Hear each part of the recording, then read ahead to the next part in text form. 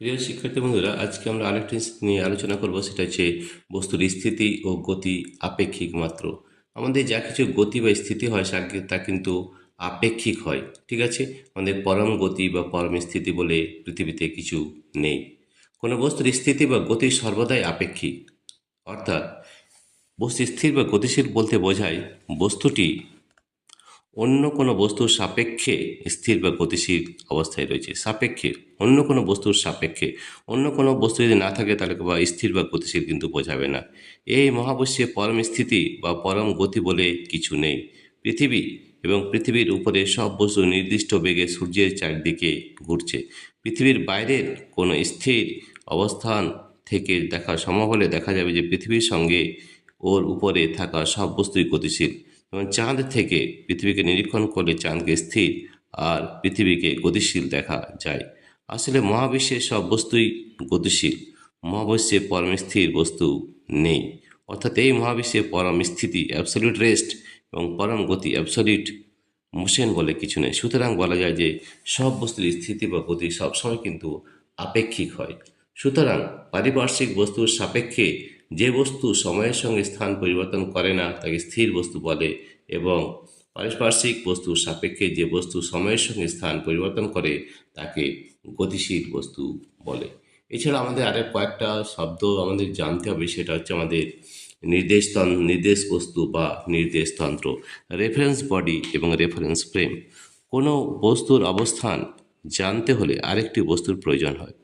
এই দ্বিতীয় বস্তুর সাপেক্ষে প্রথম বস্তুর অবস্থান নির্দিষ্ট করা যায়। তা না হলে বস্তুর অবস্থান বলার কোনো অর্থ থাকে না। যখন একটি বস্তু স্থির বা সচল বলা হয় তখন সবসময় ধরে নিতে হয় যে কোনো দ্বিতীয় বস্তুর সাপেক্ষে ওই বস্তুটি স্থির আছে অথবা ওর অবস্থান পরিবর্তিত হচ্ছে। এই দ্বিতীয় বস্তুকে নির্দেশ বস্তু বলে।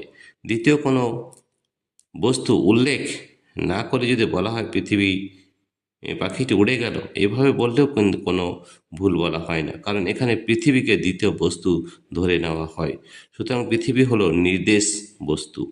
একটি বস্তুর অবস্থান কোনো নির্দেশ বস্তু সাপেক্ষে জানতে হলে ওই নির্দেশ বস্তুর সঙ্গে একটি স্থানাঙ্ক, এ সিস্টেম অফ কোঅর্ডিনেটস যুক্ত আছে বলে কল্পনা করা হয়। একে নির্দেশতন্ত্র বা রেফারেন্স ফ্রেম বলে। নির্দেশতন্ত্র বিভিন্ন ধরনের হয়। একটাকে আমরা বলি কার্টেসীয় নির্দেশতন্ত্র, গোলীয় নির্দেশতন্ত্র এবং চোঙীয় নির্দেশতন্ত্র। এগুলো নিয়ে আমরা বিভিন্নবার এটা আলোচনা করেছি। তো সবসময় আমাদের যেটা মনে রাখতে হবে সেটা রেস্ট আর motion of objects is relative in nature. অর্থাৎ বস্তুর স্থিতি বা গতি আপেক্ষিক মাত্র। একে কিন্তু আলাদাভাবে পরম গতি বা পরম স্থিতি বলে কিছু নেই। সর্বদাই একটা বস্তুর গতির স্থিতি সবচেয়ে আলোচনা করা হয় আপেক্ষিক গতি দিয়ে, রিলেটিভ। তাহলে দেখতে হবে যে অন্য একটা বস্তুকে যদি দেখতে হয় যে স্থিতিতে আছে না গতিতে আছে, তাহলে কিন্তু আরেকটা বস্তু কিন্তু আমাদের দরকার, যেটা সেই জন্য আমাদের বলা হয় rest or motion of objects is relative in nature. ঠিক আছে প্রিয় শিক্ষার্থী বন্ধুরা, তোমাদের যদি এই ভিডিওটি ভালো লেগে থাকে তাহলে প্লিজ সাবস্ক্রাইব, লাইক ও শেয়ার করবে। Thank you everybody for watching this video.